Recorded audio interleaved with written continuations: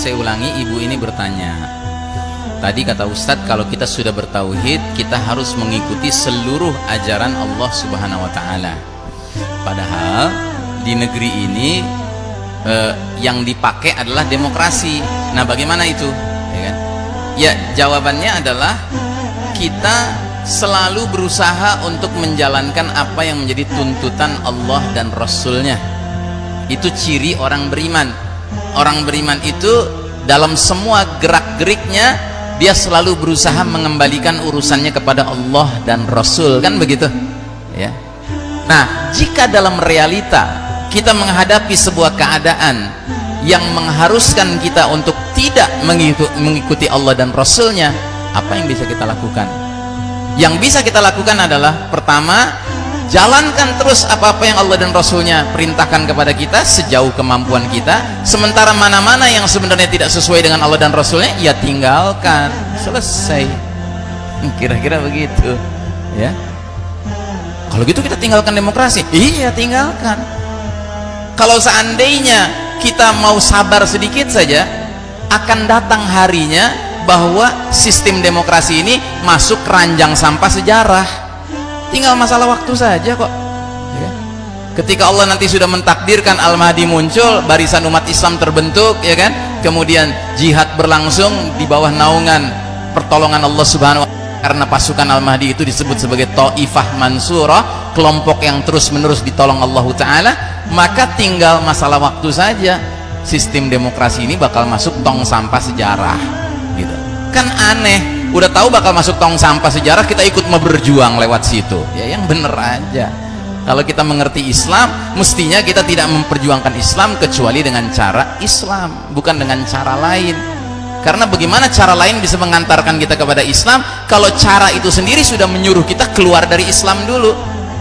Dengan cara apa? Dengan cara kita mengakui ada selain Allah yang boleh nyusun hukum, nyusun aturan. Siapa mereka? Manusia. Dan manusianya itu kadang-kadang artis lagi gitu. Kan aneh. Terus kita pilih, kira-kira Tuhan yang mana saya pilih? Yang paling cantik Tuhannya, gitu. Kok nyebutnya Tuhan? Ya karena dia nanti berhak nyusun hukum, padahal hak menentukan hukum hanya milik Allah Subhanahu wa Ta'ala. Allah berfirman dalam surat Al-Maidah, Al-An'am ayat 57. Silakan dicatat, saya ulangi, Al-An'am ayat 57. Allah Ta'ala berfirman dalam ayat tersebut, Inil hukmu illa lillah. Hak menetapkan hukum hanya milik Allah Subhanahu wa Ta'ala. Atau surat Yusuf ayat 40, surat 12 ayat 40. Bahkan di ayat ini jelas-jelas Allah sedang berbicara tentang perilaku orang-orang musyrik. Kata Allah, orang-orang musyrik itu mengambil nama-nama selain Allah yang mereka sembah, padahal Allah nggak pernah memberikan alasan untuk menyembah nama-nama itu. Tiba-tiba Allah bilang, Inil hukmu illa lillah. Hak menetapkan hukum hanya milik Allah. Makanya banyak orang mengatakan urusan hukum ini bukan urusan yang babnya cuman sekedar berdosa, dosa biasa, bukan. Ini syirik.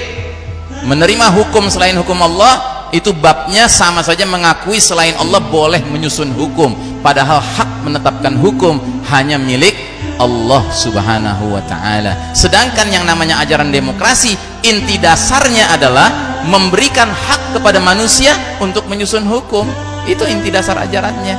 Makanya kayak di Amerika, anggota parlemen namanya apa? Lawmaker, pembuat hukum. Kalau di Indonesia kan kita dibohongin, istilahnya apa? Alek.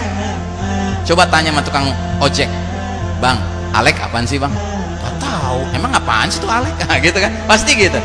Terus kita jelaskan sama tukang ojek itu, Bang, Alek tuh kepanjangan anggota legislatif. Abang ngerti nggak anggota legislatif? Apaan tuh? Nggak ngerti kan? Kita kayak dibohongin gitu loh. Padahal sebenarnya maknanya sama dengan di Amerika. Lawmaker, pembuat hukum. Kalau seorang muslim ngerti, oh pembuat hukum, kok selain Allah pembuat hukum? Nah kita akan sadar kan, oh dicipoain, kita dibohongin nih kita. Kita disuruh mengakui ada selain Allah yang boleh nyusun hukum. Terus di sana beradu deh tuh antara yang kafir, yang muslim, yang ngaku muslim gitu kan, kemudian yang macam-macam sekuler gitu, beradu ya kan. Makanya akhirnya semuanya sifatnya aturan yang kompromi-kompromi gitu antara hak dan batil. Dalam Islam nggak ada begitu. Kalau dalam sistem Islam, majelis syuro, dewan syuro itu nggak ada lagi diskusi tentang mana yang halal, mana yang haram, udah selesai semua. Yang ada adalah diskusi, ini hukum Allah, mari kita coba jabarkan hukum Allah ini berlaku di masyarakat seperti apa. Nah gitu, udah selesai. Tapi kalau di dalam sistem dunia sekarang ini kan, di sono itu, di tempat gedung itu yang mereka dapat gajinya gede itu, ya kan, kerjanya adalah berantem gitu kan. Boleh nggak homo? Nggak boleh. Boleh nggak boleh? Voting, ya kan. Kalau banyak pendukung homonya, jadi homo deh di negara ini. Boleh homo, laki nikah sama laki, gitu. Jadi kebenaran ditentukan oleh banyak sedikitnya tangan yang begini, ya kan. Islam nggak mengenal itu. Islam mengenal al-haqqu min rabbika fala takunanna minal mumtarin. Kebenaran datangnya dari Rabb kamu, Allah Ta'ala. Jangan termasuk orang yang ragu. Biar kata yang teriak-teriak kebenaran cuma 2 orang, yang lain semua bilang itu batil gitu kan, kita bilang itu benar. Biar kata yang teriak-teriak kebatilan itu banyak, ya kan, kita tetap bilang itu batil kalau di mata Allah batil. Biar kata yang teriak-teriak oh ini benar gitu, padahal dia batil di mata Allah,